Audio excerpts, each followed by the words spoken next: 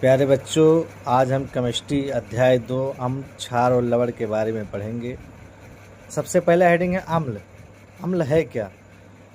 इनका स्वाद खट्टा होता है। अम्ल का स्वाद कैसा होता है? खट्टा होता है। इनमें H+ आयन होता है, यानी अम्ल में कौन सा आयन होता है? H+ आयन होता है। ये नीले लिटमस पेपर को क्या कर देता है? लाल कर देता है। इसके उदाहरण क्या हो गए? हाइड्रोक्लोरिक अम्ल हो गया, सल्फ्यूरिक अम्ल हो गया, सेट्रिक अम्ल हो गया और ऑक्सैलिक अम्ल हो गया। उसी तरह से क्षार है, क्षारक है। इनका स्वाद कड़वा होता है। इनमें OH- आयन पाया जाता है। यह लाल लिटमस पेपर को नीला कर देते हैं। इसके उदाहरण हैं सोडियम हाइड्रोक्साइड, पोटेशियम हाइड्रोक्साइड और मैग्नीशियम हाइड्रोक्साइड। उसके बाद अगला हेडिंग है सूचक। सूचक क्या है?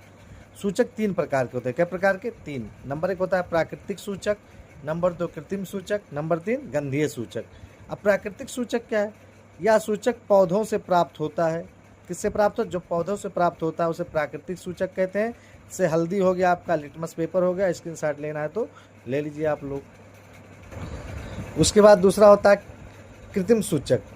मानव द्वारा बनाया गया सूचक कृत्रिम सूचक कहलाता है, यानी जो मनुष्य बनाता है जिसको, उसको कौन सा सूचक कहा जाता है? कृत्रिम सूचक का। जैसे हो गया फिनोल्फथालीन हो गया, मिथाइल ऑरेंज हो गया आपका। गंधीय सूचक कैसे कहते हैं? कुछ ऐसे पदार्थ होते हैं जिनमें गंध जो है, जिनका जो गंध है ये अम्लीय या क्षारीय माध्यम में बदल जाता है। कुछ ऐसे पदार्थ भी इस दुनिया में हैं जिनके गंध जो है अम्लीय और क्षारीय माध्यम में क्या हो जाते हैं? बदल जाते हैं। जैसे प्याज हो गया आपका, प्याज को कुछ समय तक रख दीजिए, उसका गंध बदल जाएगा। वनीला हो गया आपका, लौंग का तेल हो गया आपका। 7वां हेडिंग आपका है अम्ल और धातुओं के बीच अपक्रिया। जब अम्ल का धातु के साथ, किसके साथ? अम्ल का धातु के साथ अपक्रिया कराते हैं भैया, तो लवण बनता है और हाइड्रोजन गैस बनता है। अम्ल आपका हाइड्रोक्लोरिक अम्ल हो गया, धातु आपका जिंक हो गया। अब इन दोनों को मिलाया गया तो क्या बना? जिंक क्लोराइड बना, यानी ZnCl2 बना, और हाइड्रोजन गैस का H2 होता है। अब मिलान लीजिए भैया, यहाँ हाइड्रोजन कितनी बार है? देखिए यहाँ जिंक एक बार है, यहाँ भी जिंक एक बार, हाइड्रोजन यहाँ 2 बार है, यहाँ एक ही बार था तो 2 से गुणा कर दिए तो 2 हाइड्रोजन और 2 क्लोराइड यानी बराबर हो गया। उसके बाद 8वां हेडिंग है हमारा धातु कार्बोनेट और अम्ल के बीच अपक्रिया। धातु कार्बोनेट यानी जैसे हम फॉर एग्जांपल सोडियम हो गया और CO3 कार्बोनेट, यानी सोडियम कार्बोनेट का अम्ल के साथ अपक्रिया कराएंगे तो लवण और जल और कार्बन डाइऑक्साइड बनेगा। देखिए धातु कार्बोनेट क्या हो गया? सोडियम Na2CO3 हो गया। इसका अम्ल HCl के साथ क्रिया कराएंगे तो क्या बनेगा भैया? देखिए यहाँ से Na और यहाँ से Cl, यानी सोडियम क्लोराइड बन गया, आपका जल बन गया, H2O बन गया और कार्बन डाइऑक्साइड बन गया। उसी तरह से क्षारक और धातुओं की जब क्रिया, क्षारक का धातु के साथ अब क्रिया जब कराया जाता है तो लवण बनता है और हाइड्रोजन गैस बनता है। क्षारक आपका क्या हो गया भैया? देखिए क्षारक में आप सोडियम हाइड्रोक्साइड एक प्रकार का क्या क्षारक है? सोडियम हाइड्रोक्साइड क्या है? एक प्रकार का क्षारक है। जब इसका जिंक के साथ क्रिया कराया जाता है तो क्या बनाता है? सोडियम जिंकेट बनाता है। जैसे Na2ZnO2 जिंकेट बनाता है और हाइड्रोजन गैस बनाता है। उसी तरह से आपका धातु हाइड्रोजन कार्बोनेट और अम्ल के बीच अपक्रिया। धातु हाइड्रोजन कार्बोनेट का अम्ल के साथ अपक्रिया जब कराते हैं तो जल बनाता है, लवण बनाता है और कार्बन डाइऑक्साइड। धातु hydrogen carbonate, sodium hydrogen carbonate, धातु क्या? सोडियम और धातु हो गया, हाइड्रोजन H हो गया, कार्बन CO3 यानी NaCO3 और अम्ल हो गया HCl। जब इसकी क्रिया कराया जाता है तो क्या बनाता है? लवण यानी NaCl बनाता है, जल बनाता है और कार्बन डाइऑक्साइड बनाता है। अगर इसका स्क्रीनशॉट लेना है तो ले लीजिए आप लोग। उसके बाद 11वां हेडिंग देखिए अम्ल और क्षार के बीच अपक्रिया। अम्ल और क्षार की जब अपक्रिया कराई जाती है भैया तो लवण बनता है और जल बनता है। जब भी अम्ल और क्षार की अपक्रिया कराई जाएगी तो क्या बनेगा? लवण बनेगा और जल। अम्ल मतलब हाइड्रोक्लोरिक अम्ल को ले लिए और क्षारक में हम क्या ले लिए?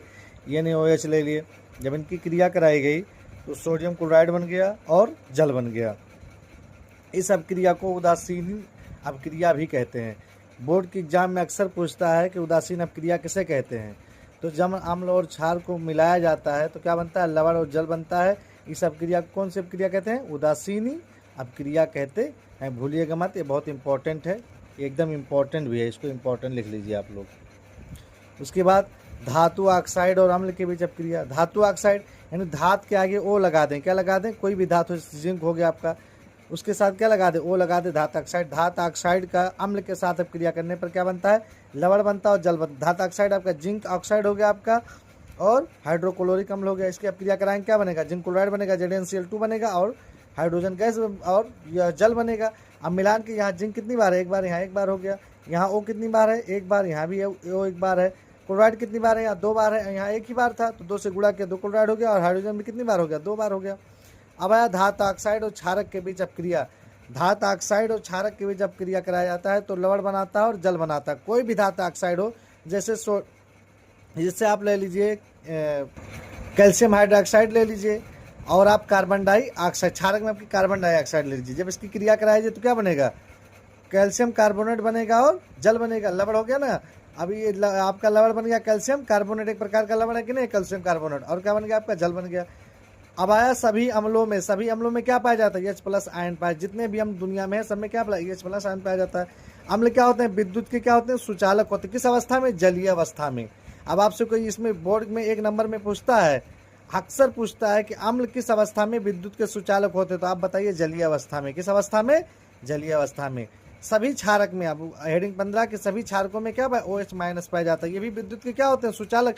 क्यों सुचालक होते हैं, क्योंकि इनके आयन में क्या पाया जाता है, आयन पाया जाता है। क्या पाया जाता है भैया, आयन।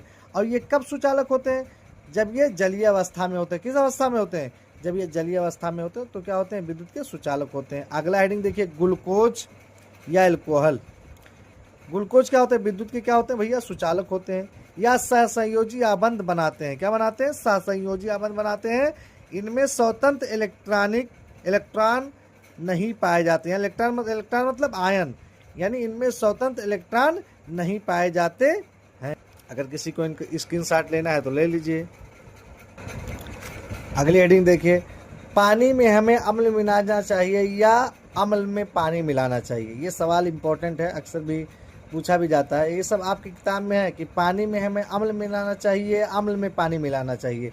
यह आपका हो गया जल, इसमें अम्ल हो गया, और ये आपका अम्ल है, इसमें क्या जल। मान लीजिए हम क्या कहें कि अम्ल में पानी नहीं मिलाना चाहिए। कोई भी अम्ल हो दुनिया में, कोई भी अम्ल, उसमें पानी नहीं मिलाना, क्योंकि यह एक उष्माक्षेपी अपक्रिया होती है और ये हमारे लिए खतरनाक हो सकती है। हम लोग क्या करते हैं, कभी भी अम्ल में पानी नहीं मिलाना चाहिए, बल्कि क्या करना चाहिए, पानी में अम्ल मिलाना चाहिए। पानी में अम्ल को धीरे धीरे मिलाना चाहिए। कैसे मिलाना चाहिए, धीरे धीरे मिलाना चाहिए। अम्ल या पानी, अम्ल क्या है, जैसे H+ आयन, और पानी क्या है, H2O। जब H+ आयन और H2O को मिलाया जाता है क्या बचता है, H3O, जिसको हम लोग क्या कहते हैं, इसको हम लोग कहते हैं हाइड्रोनियम आयन। क्षारक और जल, क्षारक मतलब सोडियम हाइड्रोक्साइड का जल के साथ अपक्रिया जब कराया जाता है तो क्या बनता है, देखिए इसमें पहला नंबर जो सोडियम है वो धनायन है, और हाइड्रोजन हाइड्रोक्साइड क्या है, ऋणायन है। और पोटेशियम हाइड्रोक्साइड है, जब इसका जल में साथ कराया तो क्या बनाता है, ये आपका के जो है पोटेशियम जो है वो धनायन है, और हाइड्रोजन क्या है, OH क्या है, ऋणायन है। जितने भी क्षार हैं जल से अभिक्रिया करते हैं तो क्या बनाते हैं, हाइड्रोक्साइड बनाते हैं। जितने भी दुनिया में क्षारक हैं वो जल से अभिक्रिया करने के बाद क्या बनाते हैं, हाइड्रोक्साइड अम्ल बनाते हैं। उसके बाद आया क्षार। वह क्षार जो जल में घुलनशील होता है उसे क्या कहा जाता है, क्षार कहते हैं। वह क्षारक जो जल में घुलनशील, कोई भी दुनिया का क्षारक हो जो जल में क्या हो, घुलनशील होता है, उसी को क्या कहा जाता है, क्षारक का। जिससे आपका सोडियम हाइड्रोक्साइड हो गया और पोटेशियम हाइड्रोक्साइड हो गया। उसके बाद ये तनुकरण, ये भी इंपॉर्टेंट है, बोर्ड में अक्सर पूछता है तनुकरण क्या है। तनुकरण क्या है, अम्ल और क्षार को जल में मिलाकर उसके आयन की सांद्रता कम करना। अम्ल और क्षार को जल में मिला दिया जाता है, उसकी आयन की सांद्रता क्या करना, कम करना, क्या तनुकरण कहलाता है। क्या कहलाता है भैया, तनुकरण कहलाता है। उसके बाद 22 हेडिंग क्या है, सार्वभौमिक सूचक क्या है। जैसे हम लोग सूचक पढ़े हैं ना, प्राकृतिक सूचक, कृत्रिम सूचक और गंधीय सूचक, तो वैसे सार्वभौमिक सूचक क्या, यह कई सूचकों का मिश्रण होता है। जिसमें कई सूचकों का मिश्रण होता है उसे सार्वभौमिक सूचक कहते हैं। जैसे आपका pH स्केल होगा, जिससे आपका क्या हो गया, pH। अगर किसी को स्क्रीनशॉट लेना है तो ले लीजिए। उसके बाद देखिए बाबू, pH स्केल क्या है, पोटेंस यानी पावर, और हाइड्रोजन, ये मतलब हाइड्रोजन। किसी बिलियन में हाइड्रोजन आयन की सांद्रता मापने वाले स्केल को pH स्केल कहा जाता है। किसी भी बिलियन में हाइड्रोजन आयन की सांद्रता, जिसमें हाइड्रोजन आयन की सांद्रता मापी जाती है, उसे क्या कहा जाता है, pH स्केल कहा जाता है।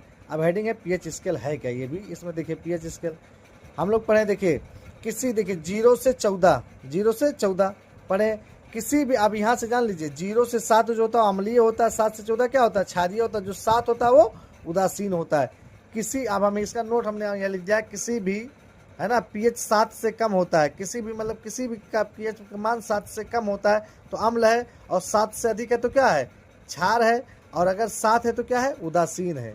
कोई भी तत्व कोई भी चीज़ हो, अगर किसी का पीएच क्या है 7 से कम है तो वो क्या अम्ल है, 7 से अधिक है तो क्षार है, अगर 7 है तो क्या है, उदासीन है। अब हम अगला पढ़ेंगे प्रबल अम्ल किससे कहते हैं। जिसका पीएच मान कम होता है वो प्रबल होता है। अब इसमें पूछे कोई जिसका पीएच मान क्या हो, कम होता है वो क्या होता है, प्रबल होता है। अब इनमें जैसे pH3 है, pH4 है, pH5 है, pH1 है, इनमें में से बताइए कि प्रबल अम्ल कौन सा है, कोई बताइए। तो क्या होता है, जिसका पीएच क्या होता है, कम होता है, तो यही pH1 इसका यही क्या हो गया, प्रबल अम्ल हो गया आपका। अब आया प्रबल क्षार क्या है, जिसका पीएच सबसे ज़्यादा होगा, जिसका पीएच क्या होगा, सबसे ज़्यादा होगा, उसका क्या पीएच सबसे प्रबल क्षार कहलाता है। यानी पीएच उसका क्या कहलाता है, प्रबल क्षार। जिसका पीएच सबसे ज़्यादा होगा उसका पीएच प्रबल क्षारक होगा। अब देखिए इसमें कहने का मतलब है जिसका पीएच सबसे ज़्यादा होगा उसका पीएच सबसे प्रबल क्षारक होगा। सबसे ज़्यादा इसमें देखिए क्या है, अब इसमें जैसे पीएच का मान कितना 8 दिया, इसमें 9 दिया, इसमें 10 दिया, इसमें 11 दिया। अब बताइए इसमें क्या 11 सही है ना, तो इसमें यही 11 क्या है, जिसमें सबसे ज़्यादा होगा वो क्या होगा, प्रबल क्षारक होगा, और जो सबसे कम होगा वो प्रबल क्षारक होगा, और जो सबसे ज़्यादा होगा वो। अब आया अम्ल के प्रकार। अम्ल 2 प्रकार के होते हैं भैया। कई प्रकार का होता है, 2, एक होता है प्रबल अम्ल, एक होता है दुर्बल अम्ल।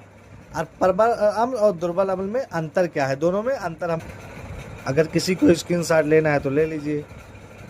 अब देखिए प्रबल अम्ल क्या है, OH आयन की सांद्रता अधिक होती है। प्रबल अम्ल में क्या होती है, OH आयन की सांद्रता क्या होती है, अधिक होती है, और दुर्बल अम्ल में OH आयन की सांद्रता अधिक होती है। OH आयन की सांद्रता क्या होती है, कम होती है। जिसमें प्रबल में क्या होती है, OH आयन की सांद्रता अधिक होती है, और दुर्बल में क्या होती है, OH आयन की सांद्रता क्या होती है, कम होती है। जैसे इसमें प्रबल क्षारक में क्या होता है, सोडियम हाइड्रोक्साइड हो गया, पोटेशियम हाइड्रोक्साइड हो गया आपका। और इसमें देखिए दुर्बल क्षारक में क्या हो गया आपका, अमोनियम हाइड्रोक्साइड हो गया आपका, और जिंक हाइड्रोक्साइड हो गया आपका। अब अगला सवाल, कभी कभी 1 नंबर में ऐसा सवाल है पूछा, हमारे शरीर का पीएच मान कितना है, तो हमारे शरीर का पीएच मान बाबू 7 से लेके 7.8 तक होता है। अगला हेडिंग, हमारे रुधिर का पीएच मान कितना होता है, हमारे रुधिर का पीएच मान 7.4 होता है। अब अगला आया अम्लीय वर्षा किसे कहते हैं भैया, ये अक्सर पूछा जाता है बोर्ड में, अम्लीय वर्षा क्या है, ये भी इंपॉर्टेंट है, लगा लीजिएगा, देख लीजिएगा। जब वर्षा के जल का पीएच मान 5.6 से कम हो तो उसे अम्लीय वर्षा कहते हैं। यानी जब वर्षा के जल का पीएच मान 5.6 से कम हो तो उसे क्या कहते हैं, अम्लीय वर्षा कहते हैं। नोट देखिए, जब वर्षा के जल का पीएच मान कम होने से जलीय जीव क्या हो जाते हैं, प्रभावित होते हैं। जब वर्षा के जल का पीएच मान क्या होता है, कम होता है, तो जल में जो जीव रहते हैं वो प्रभावित हो जानी मरने लगते हैं।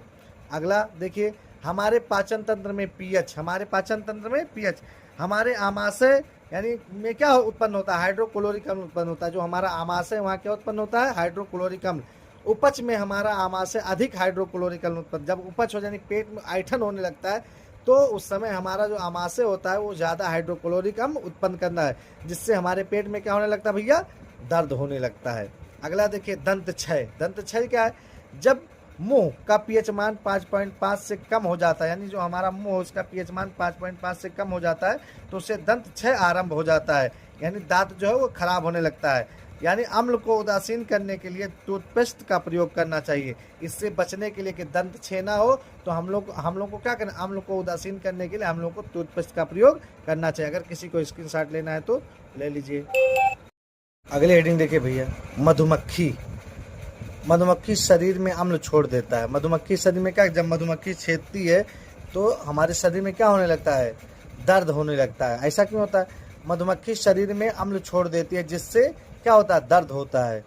अगर इससे हमको निवारण करने के लिए हमको क्या करना चाहिए, हमें क्षारक या बेकिंग सोडा का प्रयोग करना। जब भी मधुमक्खी छेद दे तो हमें क्षारक का प्रयोग करना चाहिए, क्षारक में यानी बेकिंग सोडा का प्रयोग करना चाहिए।